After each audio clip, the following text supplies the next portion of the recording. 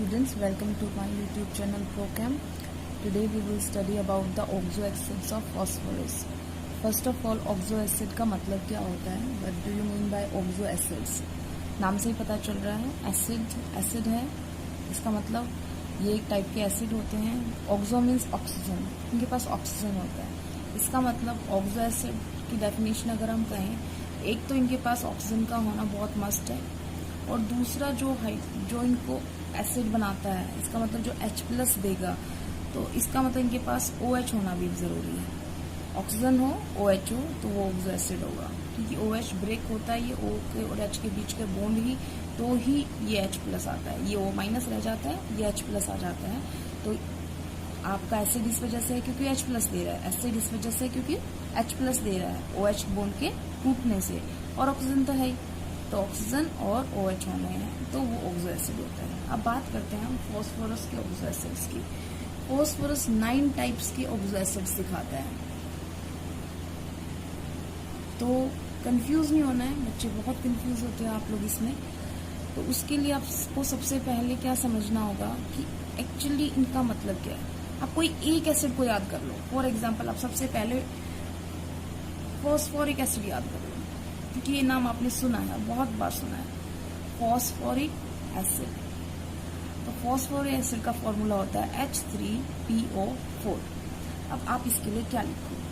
देखो, फॉस्फोरस जो है वो 5 बॉन्ड बना सकता है. आप इतनी बात याद रखो बस. अब 5 बॉन्ड बनाना है, तो आप देखो भाई, एक बॉन्ड तो मैंने लगा दिया ऐसे, 2 बॉन्ड तो हो गए कंप्लीट, तो कितने बॉन्ड और बचे? 3. अब 3 में 3 हाइड्रोजन है, तो हर एक पे मैं एक हाइड्रोजन दे दूं, दे दिया. हाइड्रोजन पूरे हो गए, फॉस्फोरस पूरा हो गया. ऑक्सीजन कितने हैं? 1, 2, 3 और 4. कितने आए आपके पास? 3 OH और ये, बस यही स्ट्रक्चर है इसकी. कितने OH आए? 3 OH. इसका मतलब ये कितने H+ देगा हमें? 3H+, क्योंकि ये 3 बार ऑक्सीजन हाइड्रोजन से अलग हो सकता है. तो ये ट्राई बेसिक हो गया नेचर में. इसका मतलब 3 बेस को एक साथ खत्म कर सकता है. एक मॉलिक्यूल इसका 3 बेस के ऊपर भारी पड़ेगा. Got it? इसी वजह से इसको बोलते हैं हम, ये ट्राई बेसिक है. अब बात करते हैं दूसरे की. दूसरा है हमारा फॉस्फोरस एसिड.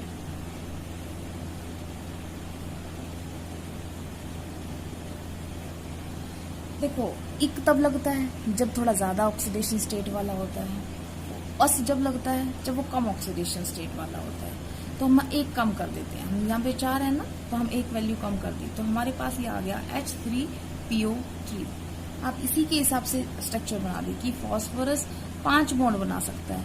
2 तो बनाने ही बनाने हैं, 1, 2, 3 ने नीचे बना दिए. अब उसमें से 3 हाइड्रोजन हो गई. कितनी ऑक्सीजन बच गई? 3 ऑक्सीजन है, 1 तो आ चुकी. कितनी बच गई? 2. तो इसका मतलब सिर्फ कितने हुए? 2 OH हुए ना. तो इसकी बेसिसिटी कितनी आएगी? 2, क्योंकि ये सिर्फ कितने प्रोवाइड करेगा? 2H+ प्रोवाइड करेगा. Structure clear? इतनी बात समझ में आ गई. अब इसके बाद आते हैं हम तीसरे पर. तीसरा है हमारा हाइपोफॉस्फोरस एसिड.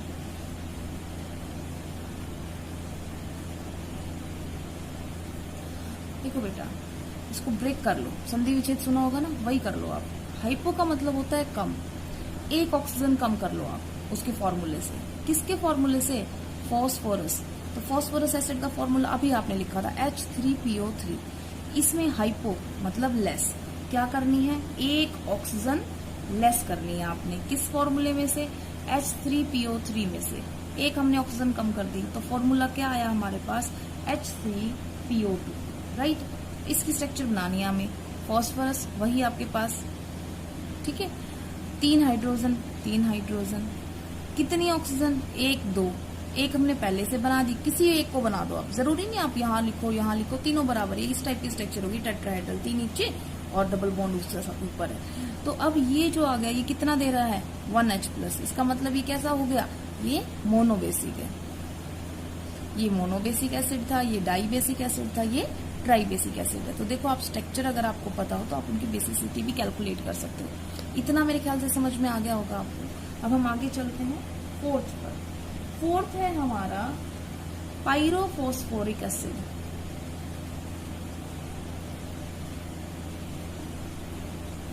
अब देखो, क्या मतलब है? पायरो का मतलब होता है हीट, ठीक है, हमने गर्म किया किसी को। किसको गर्म किया उसका आंसर ये बता रहा है, किसको गर्म किया? फॉस्फोरिक एसिड को गर्म किया। अब फॉस्फोरिक एसिड को गर्म करो, देखो H3PO4 था, इसको हमने गर्म किया। अब गर्म किया था, अकेले अकेले तो गर्म किएंगे नहीं, इसका जैसा ही एक और मॉलिक्यूल हमने साथ में ले लिया, फॉस्फोरिक एसिड है, ये भी फॉस्फोरिक एसिड है, दोनों को साथ में गर्म किया। तो साथ में गर्म करेगा तो क्या हो जाएगा, यहाँ पे वाटर निकल जाएगा। अभी हम बताएंगे कैसे वाटर निकला। तो वाटर निकल गया तो इसका फॉर्मूला क्या हो गया, आप बता सकते हैं क्या हो गया? H, ठीक है, 4। क्यों H4 क्यों हुआ? देखो 3 और 3 6, उसमें से 2 हाइड्रोजन चले गए, H4 हो गया। फॉस्फोरस कितना है हमारे पास? P2, और 4 और 4 8 थे, उसमें से एक ऑक्सीजन चली गई, तो हमारे पास कितनी ऑक्सीजन आई? 7। तो ये हमारा फॉर्मूला होगा किसका? पायरो फॉस्फोरिक एसिड का, H4P2O7।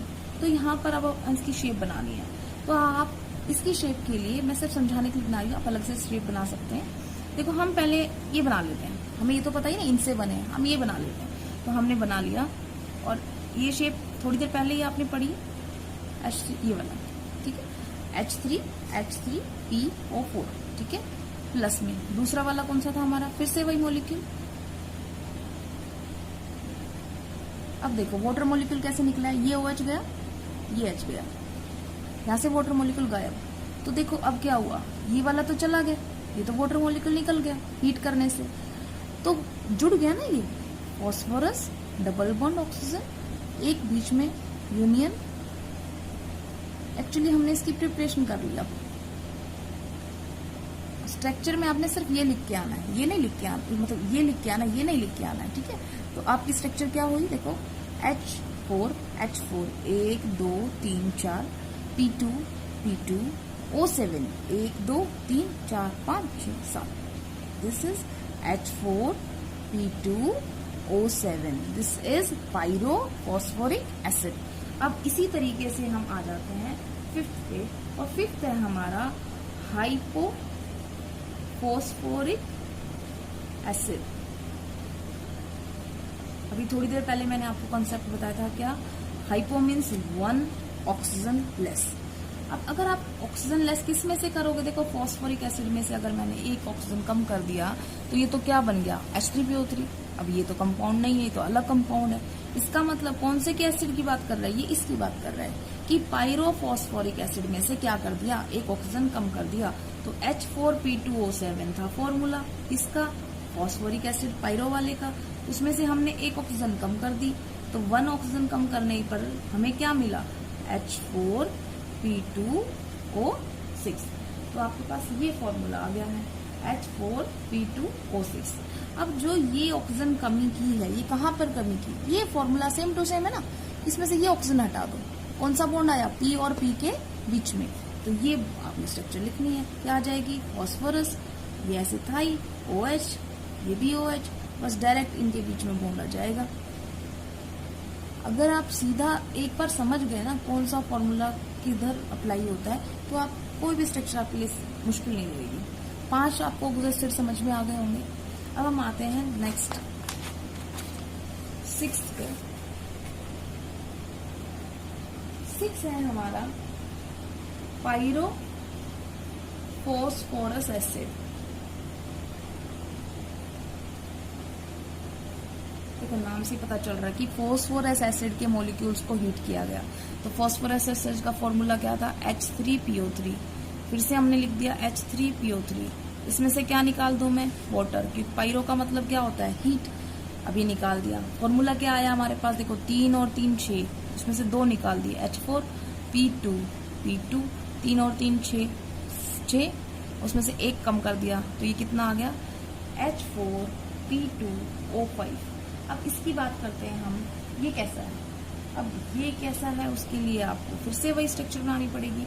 आप ये बना लो, हम प्रिपरेशन करते हैं फिर से वही कि क्या से बनेगा। तो H3PO3 बना दो आप, दोबारा से वही 3 ऐसे बनाने हैं। H3 का मतलब 3 हाइड्रोजन। कितनी ऑक्सीजन बच गई हमारे पास? 3 ऑक्सीजन थी, 1, तो कोई भी अलग लगा दो, कोई भी, जरूरी नहीं कि ऐसी वाली भी लगाओ। अब दूसरी साइड से फिर से हमने किया, 2 हमने OH रखने हैं और 1 हमने H रखना है। ये भी H3PO3 है, देखो H3P और O3, ठीक है। आपने क्या किया, 2 मॉलिक्यूल्स को मिला के हीट किया। फॉस्फोरस एसिड के 2 मॉलिक्यूल मिलाने पे ये वाटर निकल जाएगा आराम से। तो यहाँ से वाटर निकलना हीट करने के बाद, और जो हुआ वो जोड़ दो आप। तो फॉस्फोरस बीच में यूनियन आई किसकी, ऑक्सीजन फॉस्फोरस की, बाद में ये H, ये OH, OH, ये H, एक H है, एक OH है, एक H है, एक OH है, और ये बन गया। फॉर्मूला देख लो, 1 2 3 4 4 P2 P2, 5 ऑक्सीजन होनी चाहिए, 1 2 3 4 और 5। तो ये हमारा होगा पायरो फॉस्फोरस एसिड। हम 7th की बात कर रहे हैं। 7th है हमारे पास पर ऑक्सो मोनो फॉस्फोरिक एसिड।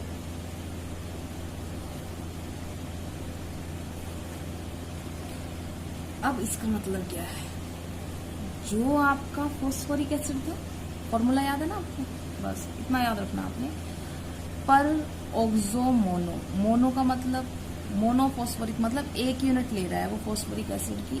पर ऑक्सो जिसके आगे आ गया ना, आपने उसमें 1 ऑक्सीजन ऐड कर देनी है, ठीक है। 1 oxygen is added in the formula of that compound, जो भी इसके आगे पीछे नाम लिखा होगा। तो अब इसका फॉर्मूला क्या कह रहा है कि किसका फॉर्मूला है ये, मोनोफॉस्फोरिक, जब एक ही फॉस्फोरिक एसिड की यूनिट थी, पायरो की बात नहीं कर रहा, इसलिए मोनो याद रखना कि एक ही यूनिट ली है। तो 1 यूनिट का फॉर्मूला क्या था, H3PO4, फॉस्फोरिक एसिड का फॉर्मूला था ये। उसमें 1 ऑक्सीजन ऐड कर दी, 1 ऑक्सीजन ऐड कर दी, तो हमारे पास क्या बना, H3PO5। ये समझ में आ गया। अब आपने बनाना है कैसे, अब ये कैसे बनेगा, देखो आपको फॉस्फोरिक एसिड याद है, तो अगर ये याद है, मैं यहाँ तक लिखती हूँ।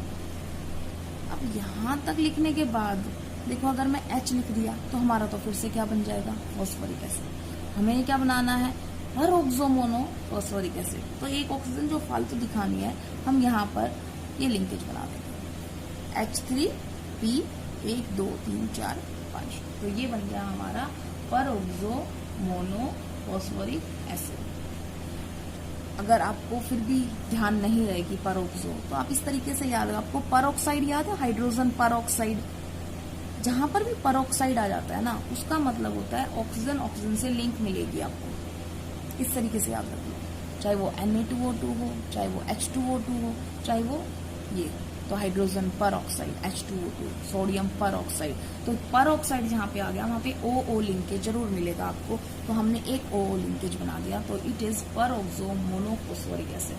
नाउ नेक्स्ट पे आते हैं हम, 8th है आपका पर ऑक्सो डाई फॉस्फोरिक एसिड।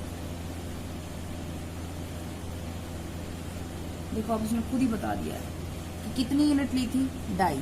अब डाई के लिए आपको फॉर्मूला याद था, 2 यूनिट इकट्ठी जब हमने ली थी फॉस्फोरिक एसिड की, तो फॉर्मूला था हमारे पास H4P2O7। अब उसने क्या कहा, 1 ऑक्सीजन ऐड कर दो, एक्सेस ऐड कर दी, तो अब इसमें 1 जुड़ गई, क्या बन गया, H4P2O8। ये पायरोफॉस्फोरिक एसिड था, उसमें 1 ऑक्सीजन हमने ऐड कर दिया, ये बन गया H4P2O8। तो अब इसको कैसे मिलाएंगे, कुछ नहीं करना, जो उनका बीच का लिंकेज आया था उसमें 1 ऑक्सीजन और ऐड कर दो। तो आपको अगर ध्यान हो, हमने कुछ इस तरीके का बनाया था, यहाँ पे ऑक्सीजन थी, इसको लिंक किया था ऐसे, और बाकी सब एज इट इज था। देखो दोबारा से, पहले H4P2O7 की स्ट्रक्चर आपको याद दिलाऊं तो 1 2 3 4 हाइड्रोजन, P2O7 1 2 3 4 5 6 और ये 7, और इनका लिंकेज था ऐसे H4P2O7 में। अब ये क्या बोल रहा है, परऑक्सो, इसका मतलब ऑक्सीजन और ऑक्सीजन का लिंकेज आना चाहिए, तो हमने यहाँ पे लगा दिया वो ऑक्सीजन और ऑक्सीजन का लिंकेज, तो ये बन गया हमारा परऑक्सो लिंकेज, इसीलिए परऑक्सो डाइफॉस्फोरिक एसिड। ठीक है, आखिरी आता है हमारा लास्ट, मेटा फॉस्फोरिक एसिड।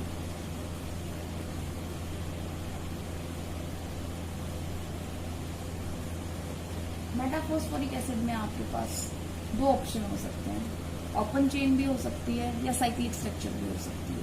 अगर ओपन चेन होगी तो कोई दिक्कत ही नहीं है, चेन बनेगी, जैसे एक फॉस्फोरिक एसिड, फिर फॉस्फोरिक, इस टाइप से।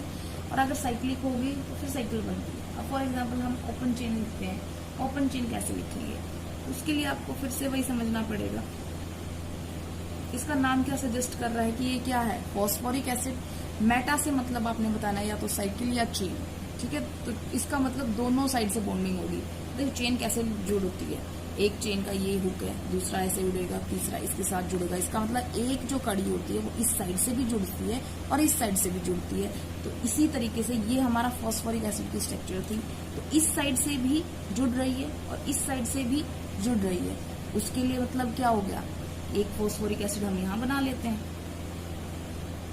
तो आपको मेरी बात समझ में आ जाएगी। हमने 3 बना लिए, तो 3 बना लिए। तो देखो अगर OH इधर का गया तो H इसका जाएगा, ठीक है। लिंकेज क्या बना कि फॉस्फोरस ऑक्सीजन, फिर फॉस्फोरस, फिर ऑक्सीजन। अब यहां से फिर से जाएगा ऑक्सीजन, फिर फॉस्फोरस, ऑक्सीजन। देखो ये लिंकेज समझ में आ गया होगा आपको शायद इतना। नीचे वाला तो मैंने बनाया ही नहीं है, वो भी और बना लेती हूँ। OH OH OH sorry OH। अब ये जो है इसने किसी और के साथ बनाया होगा तो ये लिंक जा रहा है। तो एक तरीके से ये चेन बन गई पूरी, और जो बार बार रिपीट हो गई। तो एक फॉर्मूला अगर हम लिखना चाहें तो इसका 1 यूनिट में कितना आ रहा है, तो 1 यूनिट हमारी ये आ रही है ना, ये बार बार रिपीट हो रही है। देखो ये रिपीट हो रही है ना 1 यूनिट बार बार। तो क्या फॉर्मूला हुआ इसका, H कितना फॉस्फोरस, 1 2 3 HPO3 और उसकी पावर N। इसका मतलब जितनी यूनिट्स होंगी उतने N की वैल्यू होगी। मान लो हमने 3 यूनिट साथ लिखी हैं तो HPO3 की 3, 4 यूनिट साथ लिखी हैं तो HPO3 की 4। तो ये होता है हमारा मेटा फॉस्फोरिक एसिड। ये N वैल्यू तो इसमें ओपन चेन में तो कितनी भी हो सकती है, लेकिन साइक्लिक होगा तो 3 होती है, तो उसमें सिर्फ 3 आएगा। उसमें किस तरीके से होगा, वो एक तरीके से हेक्सागन सा बना लेंगे। जैसे फॉस्फोरस ऑक्सीजन फॉस्फोरस लिंकेज है ना, जैसे बेंजीन की होती है ना, फॉस्फोरस फिर ऑक्सीजन, फिर फॉस्फोरस फिर ऑक्सीजन, फिर फॉस्फोरस फिर ऑक्सीजन, फिर फॉस्फोरस, ये लिंक हो गया। बाकी एज इट इज है, डबल बॉन्ड ऊपर और हाइड्रोक्सिल ग्रुप बाहर दिखा दो, अंदर दिखा दो, कहीं दिखा दो। मान लो हम बाहर ही दिखा देते हैं, इजी रहेगा आपको याद रखने के लिए। तो देखो क्या हुआ है, यही वही यूनिट है जो आपने अभी देखी थी। क्या थी ये, HPO3 HPO3 HPO3। इसमें सिर्फ कितने जुड़े, 3 मॉलिक्यूल। तो अगर ये ओपन चेन साइक्लिक फॉर्म में होगी तो फॉर्मूला आपने लिखना है साइक्लिक वाले के अंदर HPO3 की 3। अगर आपने लीनियर पूछा है, चेन टाइप में बोल रहा है तो HPO3 की N। आज के लिए इतना ही, धन्यवाद।